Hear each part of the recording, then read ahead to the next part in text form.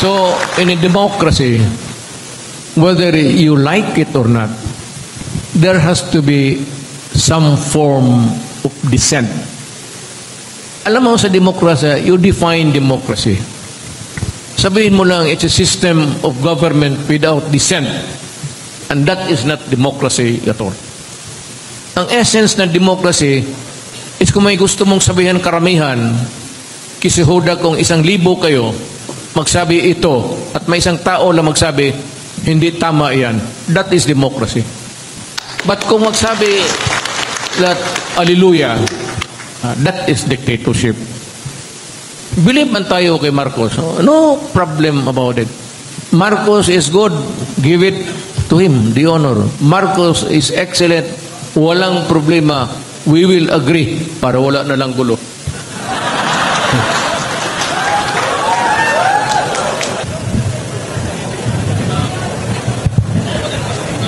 Medyo parang hindi kami nagkakaintindihan dito kanina pagdating ko, because I thought all the while that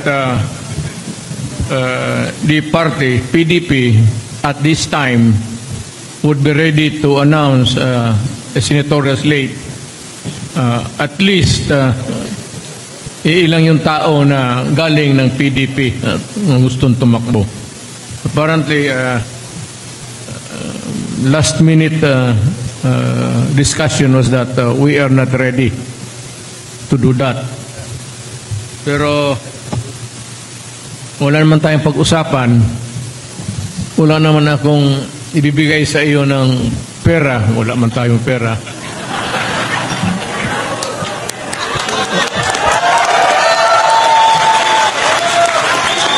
Maya na pag na presidente uli ang PDP laban, ito yung si Robin Padilla, alam niya kung paano gastusin ang peace and order pati discretionary fund. Tuturuan ko siya yung legal na walang nakawan. It goes with the office, ganun yan. Pabiro lang yan. Pero meron ang presidente, kagaya ko, wala naman talaga akong pera, either as being mayor for so many years, wala talaga. So, parang meron sa gobyerno, at ang gobyerno naman hindi hangol eh. Hindi, ano ba sa hangol? Ano bang hangol sa Tagalog? Matakaw. Hindi matakaw. Meron talaga yung discretionary fund, pati yung those are for political expenses of a president or a mayor for that matter. Kasi yan man talaga ang nasa gobyerno. Whether you like it or not, otherwise, magnanakaw yung gago. Saan niya ibigay? Politiko yung the position itself is political. Now all you need to do is a meager amount to get into the office. Once what you are there, you have to dispense with so many problems of humanity, including expenses for election. But more of the money would go to itong mga social services. Baka akalain lang rin ninyo, hindi naman lahat na may pera.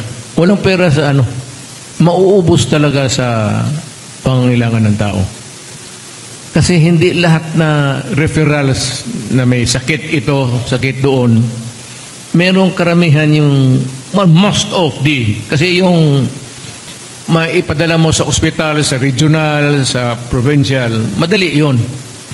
Ba't mo yung magpunta sa opisina mo tapos magpresenta ng resita ng cancer and other ailments na hindi available doon sa programa mo sa opisina for medical expenses? Iyan ang mahirap.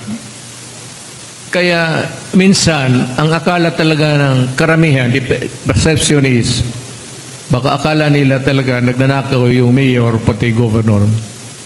As a matter of fact, ano yan sila yung ipit sa karamihan ng problema ng bayan na wala sa budget, either for social services or wala, out of the blue, mga cancer treatments, kung ano-ano, yung hindi makauwi na gustong umuwi, hindi mailagay mo sa budget yan eh. And even if you have the discretionary fund, now I tell you now because I am retired, nakikita naman nyo ang sitwasyon ko. Kung talagang may pera na pwede mong minahin mo man, dagdag ka pa.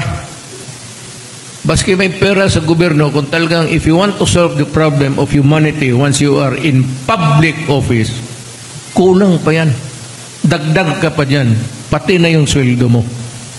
Kasi government can only appropriate 300,000 discretionary fund, kung ano-ano. Specific yan. But outside yung hospitalization, assistance and all, pag hindi nakuha yan, yung medisina wala sa ospital, hindi nakukuha yan sa bulsa ng tao. And most of the cancer, gano'n, walang, basi kayo sa gobyerno matagal naman kayo. May mga line expenses ba nakalinya dyan for cancer patients for the second, third, and first? Wala. So yun ang karamihan ng tao. Hindi madali ang public office. Mas kaya nasabihin mo, magnakaw ka ng pera, mauubos na yan sa tulong ng tao. Kasi paglabas dyan sa budget, you're only limited for medical assistance. You cannot program the sickness or ailments of a community, for example, like Davao, kung ilan ang magkasakit ng cancer, kung ilan ang magkasakit ng ano-ano dyan, outside of yung flu, yung appendicitis, pwede mong sa regional office yan. But in most cases, yung lalapit sa iyo, yung wala maibigay sa lokal. Yan talaga ang problema. So, baski nasabihin mong gusto mo magnakaw, hindi, wala kang panahon magnakaw kasi kailangan ng tao. And if you want to stay in power, hindi ka naman pwede mag one term ko lang dyan, you have to distribute money. At pag wala na yung public funds at yung mga milyonaryo, then you have to shell out. Yun ang experience. Paniwala ako, galing ako dyan. I've been mayor for about almost 26 years. Yung presidente ako, kulang talaga. So, each time we meet would be a learning process for you sa lahat ninyo. Gustong umabot ng ano. Kasi naman ang karamihan dito, potentially, or ibig sabihin natin na, well, more or less those who are inclined towards public office. At makita naman ninyo, lahat ng nagsilbi ng mayor sa inyo, gobernador, naging multimillionaire ba sila pagkatapos? I mean, magprangkat natin, on a practical side. Kita ba ninyo yung mayor ninyo may asyenda ng coconut plantation noon? It's always, well, of course, you go into public office to serve. And whatever money is there, aplenty. But walang opisina may sobra para nakawin mo. Unless yung ibang opisina. Pero on the level sa bugbugan sa day-to-day, yung walang mga accounting, ayaw ko na lang sabihin yung sita. I do not want to speculate. Alam na ninyo, yung hindi harap yung tao araw-araw.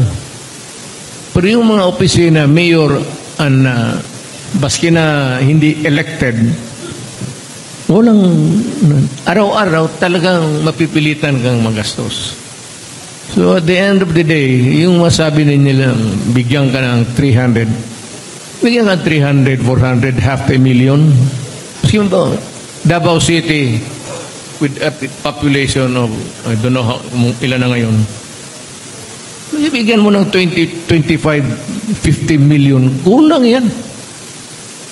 Ilang ang population ng Davao? How big Davao is? Ilang tao na magkasakit dito na pwedeng pumunta ng doktor magpagamot? How many percent of the total population? Even sa lugar ninyo. Ilang tao lang ang pwedeng pumunta ng doktor para magbayad? So ilang porsyento ang mga tao dyan na wala talagang mapuntahan except to the politicians. Kaya hindi mo masisi yung tao. For tubig, takbo sa barangay captain yan, barangay captain tatakbo sa mayor, governor. Eskwelahan, tatakbo sa barangay captain yan, tatakbo sa mayor, deputy mayor, mayor, maghanap siya ng pera. Lahat na, no amount of money is ever enough unless masahol ka talaga ng tao na hayaan mo yung problema, magkalat na kayo dyan, magpakamatay kayo, bahala kayo sa sarili ninyo at hindi ka tumulong. And even then, baski na sabihin mo malalaman ng tao, malalaman ng probinsya at in the final days of your political life and your physical life, malaman ng tao kung magkano ang ninakaw o ginastos mo para sa bayan. May prepared speech ako, pero hindi ko babasahin. Wala to kasi puro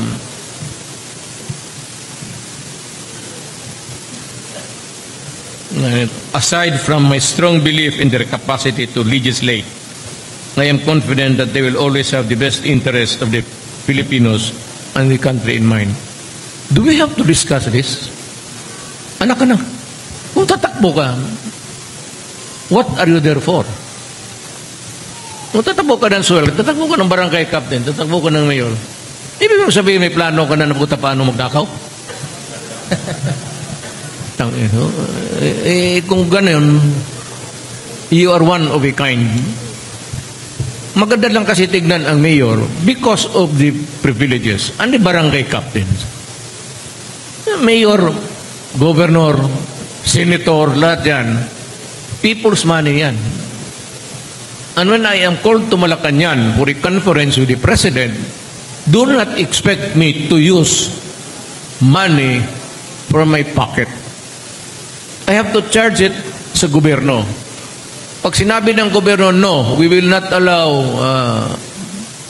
reimbursement, magnanakaw ka talaga. Bubulahan pa tayo dito. Ba't ubusin mo patay yung pera mo? Tumakbo ka nga para yumaman eh.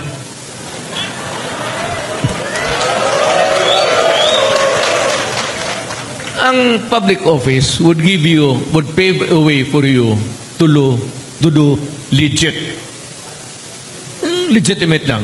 Kasi pag may influence ka na, pagaya ko, negosyo, you have the influence. Yung asawa ko, siyempre, talagang arat na magkakaroon ng pera kasi may mga anak na siya. So, they have the connection. You have now the connection. Yung mga panja na Manila, mga franchise makukuha mo.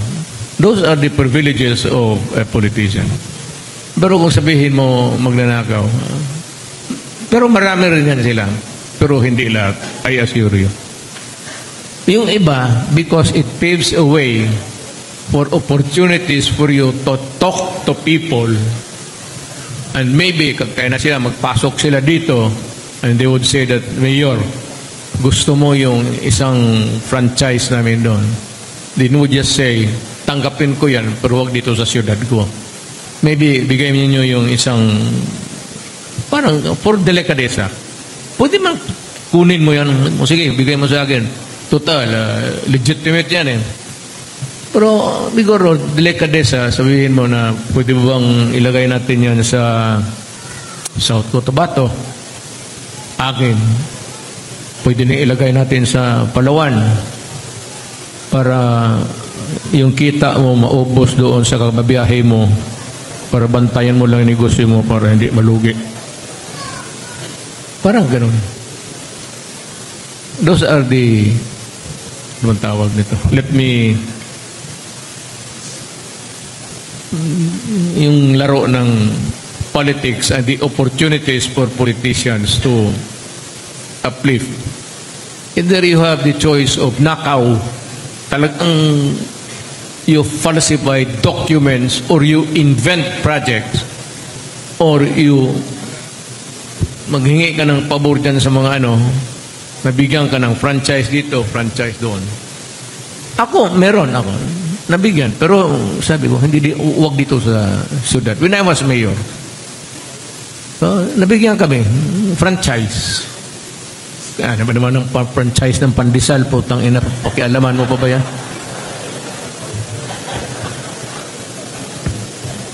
Yun lang naman eh. Kasi kung gusto mong yumaman, huwag ka maghingi ng franchise, magnakaw ka na lang. Pero kung dahan-dahan lang, legit, the only thing there is you have the connection. Hindi naman influence, but the connection. And yung iba naman mag-offer na meron kaming, we intend to open up a branch in somewhere in Oriental.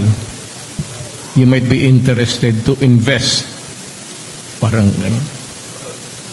huwag lang dito sa siyudad mo kasi however you look at it, people would always think that there is something attached to the business na binigay sa iyo.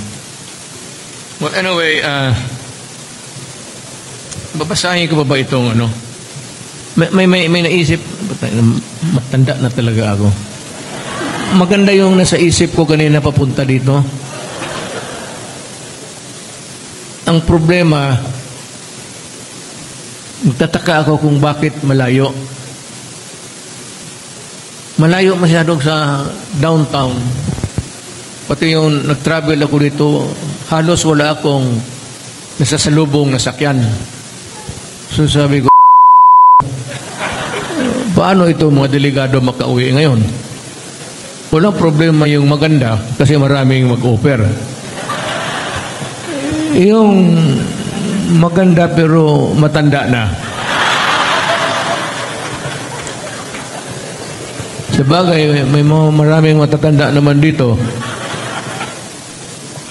Ito si Bato, medyo may edad. Wala nang ambok eh. Well, pero na lang. I am glad that nakita-kita tayo dito. Pero may talaga ako kanina. I had something na gusto kong sabihin sa inyo. It's about yung paano mo i-separate yung temptation to make money. Okay man yan. Kasi pag mag-asawa ka na, magtapos na tayo ng high school, college, huwag mong sabihin na kung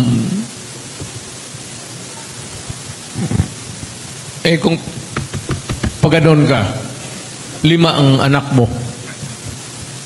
paano mo suportahan sa sweldo yan? Ngayong imam, you have to, even if you're a politician, you have to have something extra. Hindi pwede yung sweldo mo. So yung magganon, marami yan. Maybe most of you will join government. Ito pala yun. Itong government service. Fundamentally, it's not really something which would really be highly profitable. But if you are content with just the simple things in life, government service would be good. Now, hindi ako pupunta ng malayo. Total, tapos na rin ako. Whether or not, in your judgment, I succeeded o nagnakaw ba ko o hindi. Nasa inyo na yan eh. Hindi ko mapipilit. I cannot proclaim to the world that I was the most honest public official in the land. Nor would I say na ako yung pinakamaraming, alam mo, ang public service talaga. I started my career sa para makuha ninyo ang the essence of public office. I started as a special counsel sa prosecution's office. Yun yung pinakamababa. When I was appointed prosecutor 4, rose from the ranks 3-2. Hindi ako umabot ng 1 because inabot ako ng election and I became the vice mayor of Davao City. From then on, tuloy-tuloy na ako.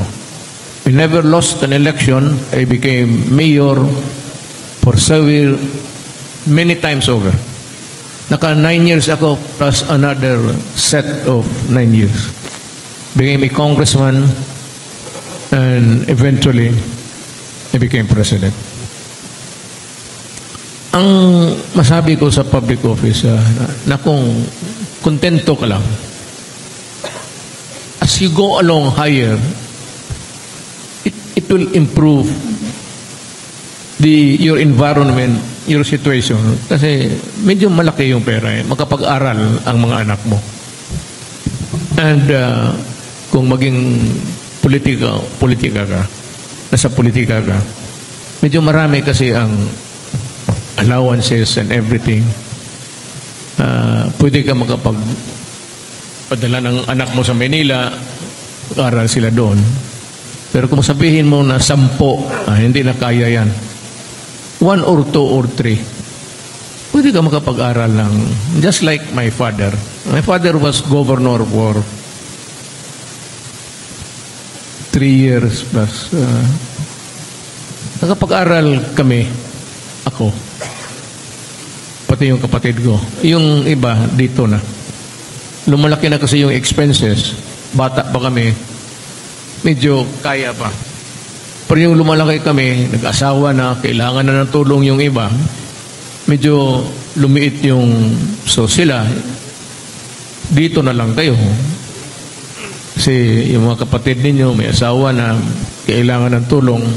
You know, when you get to start in life, you are not that well off.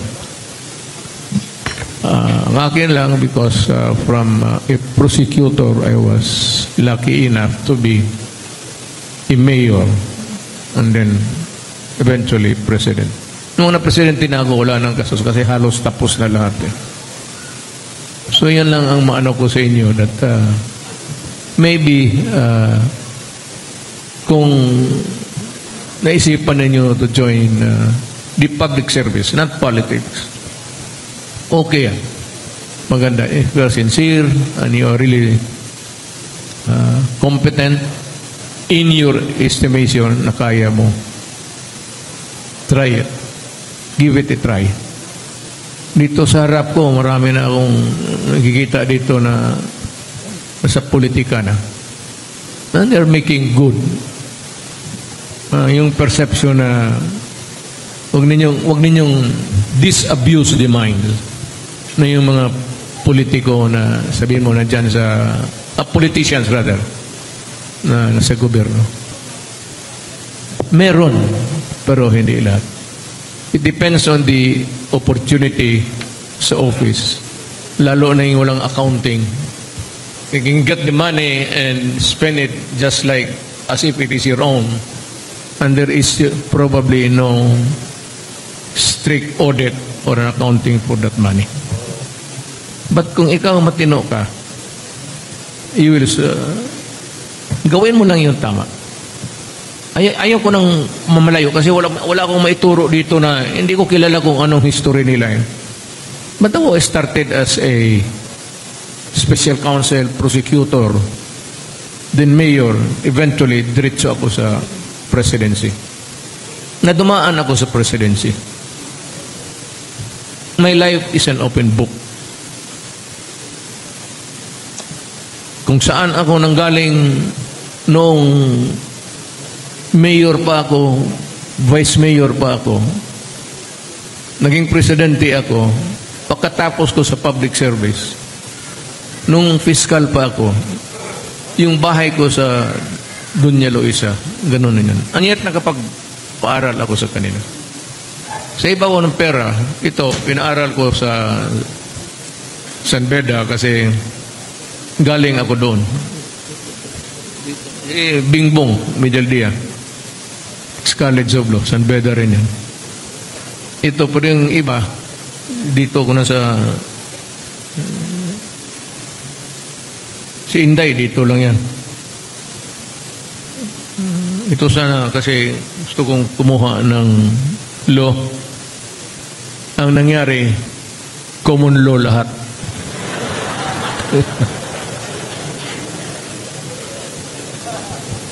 So, hindi. Sabi ko, kumuha ka ng law.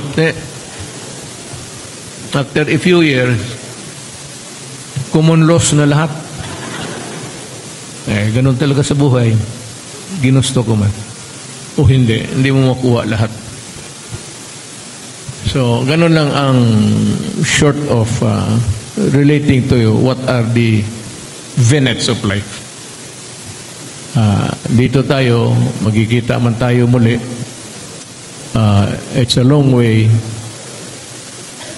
Remember that lahat ng partido except PDP, nung nanalo si President Marcos, I am not saying anything against it. Maybe he's a very good tactician na nakuha niya lahat.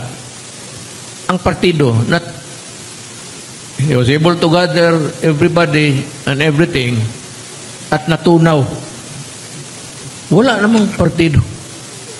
Wala ka nang marinig na partidong no more except PDP. Ang PDP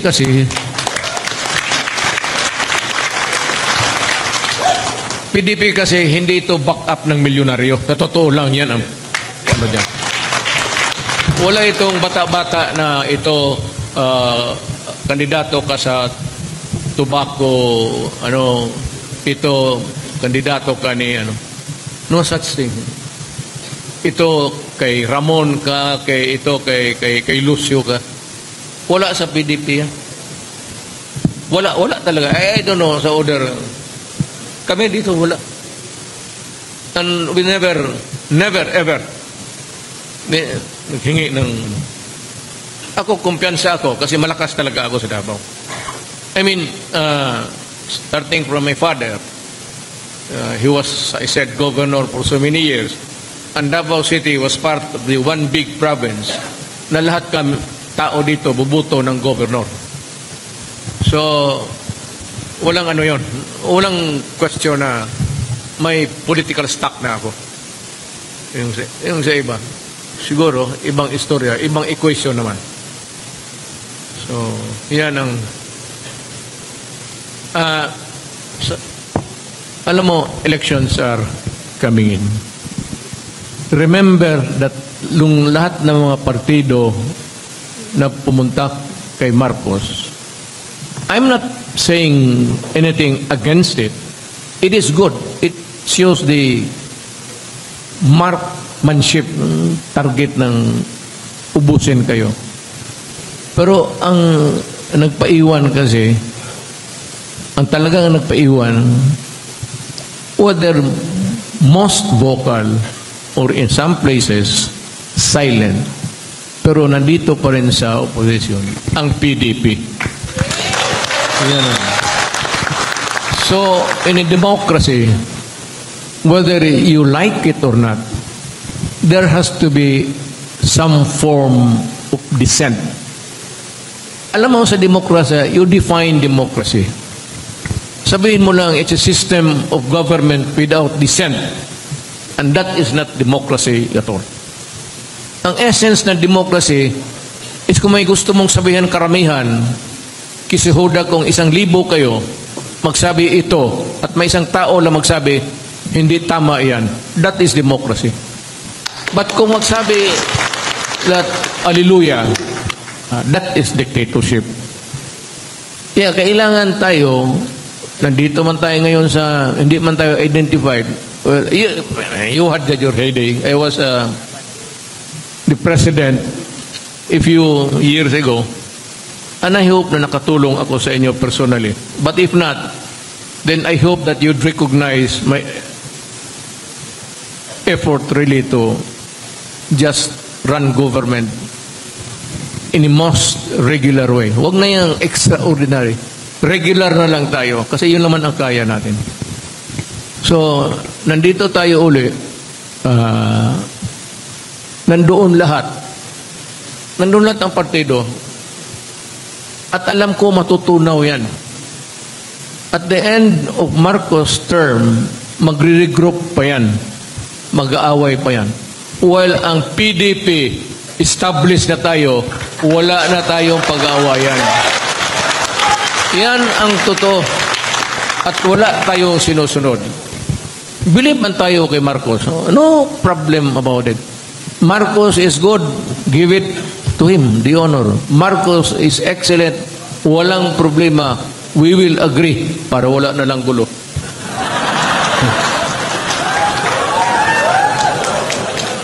Alangan. Pero, well, wala naman, as it is, wala namang masabi. Otherwise, I'd be the first really to shout. Yung wala namang abuso si Marcos na ano. For as long as he maintains his, yung ganong ugali niya, okay lang. I think that I can live with him. I can bed with him. But, wag lang yung kagaya noon na may mga abuso, then there is favoritism, lalo na sa military. Kung sino lang ang papasok ng gusto nila, military yun. Walang iba. Ayaw pakialaman ng mga gago. So, yung mga ganun. For as long as government is run in a regular way, wala nga tayong problema. Ako, I do not have any qualms against Marcos. Serious enough for me to speak out and say, Mr. President, we do not agree with you. Mr. President, you are wrong. And Mr. President, you stop it. Kasi hindi na maganda sa bayan yan. I have not reached that point.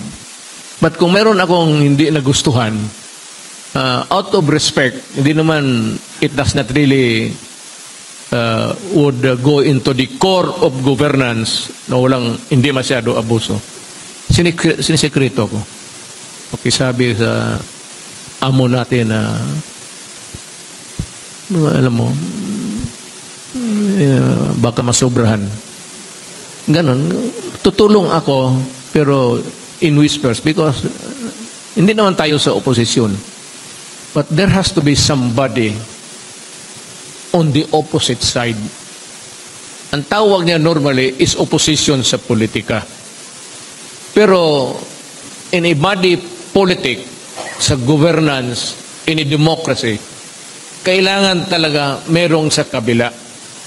Because the checks and balance will come whether you like it or not. Because governance is not an easy thing.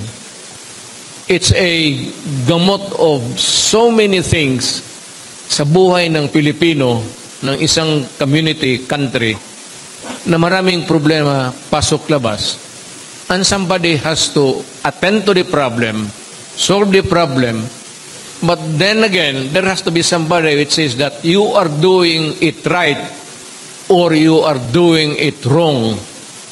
Because we have to protect the people of the Republic of the Philippines. Yeah. Yun naman ang role natin. Hindi ko natin masabi, Mr. President, Mr. Marcos, I do not agree with you. You correct yourself in 1 month, otherwise we go to the rebel side. Hindi pwedeng ganun eh. Democracy is a checks and balances. So you check and you balance everything. And it is up to, nandiyan nga yung press freedom. What would carry the voices of yung administration, pati yung opposition, would be the freedom of the press as guaranteed. But importante talaga yung press. Whether sometimes they are biased or not, but you have to give them the highest of respect. because they carry the voice of the people, whether it is in the minority or the popular side of things. That is how it works. Na ngayon, having said that, maraming malapit naman ang eleksyon, PDP is always, ewan ko kung bakit, pero maybe because hindi tayo nasanay sa pera. Ang PDP from the start, whether it was really intended o not intentional, ang PDP started talagang kantang poor boy. Wala masyadong pera, struggling, started from Cagayan. And may I just say in passing, bago ako makalimot, we were having that convention, I think, in Cagayan.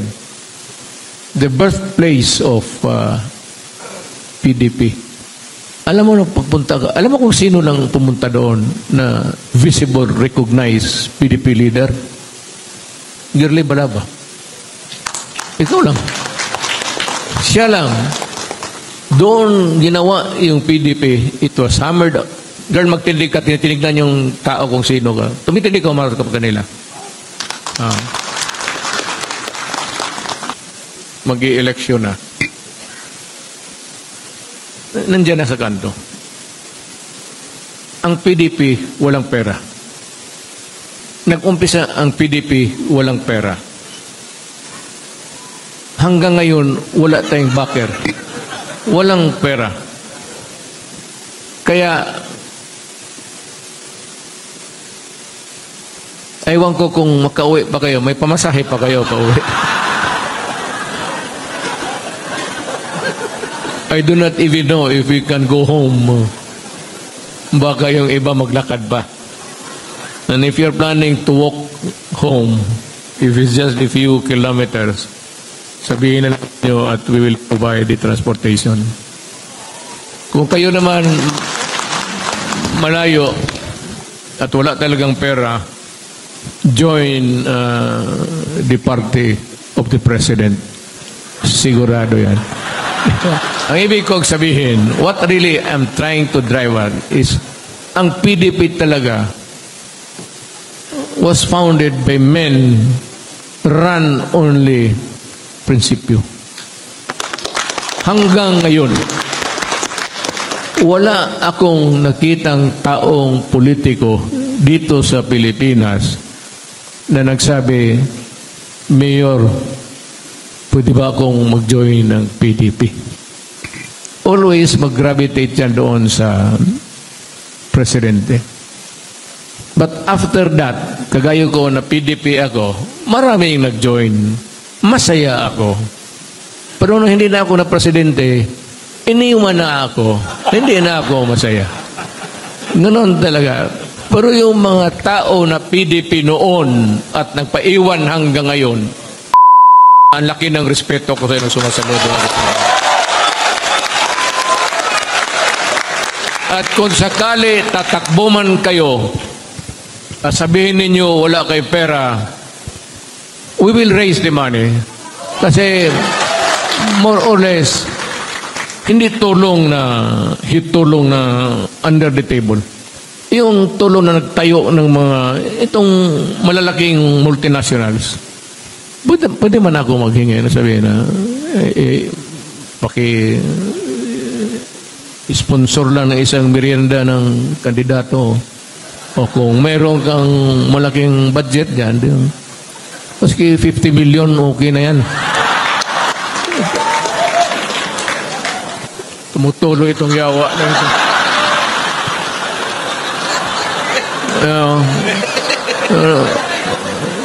Sino ba may-ari nito? Ito, ng tike o...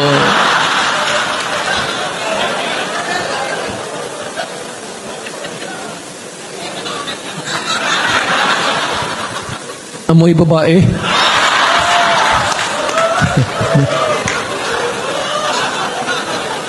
May second floor siguro ito.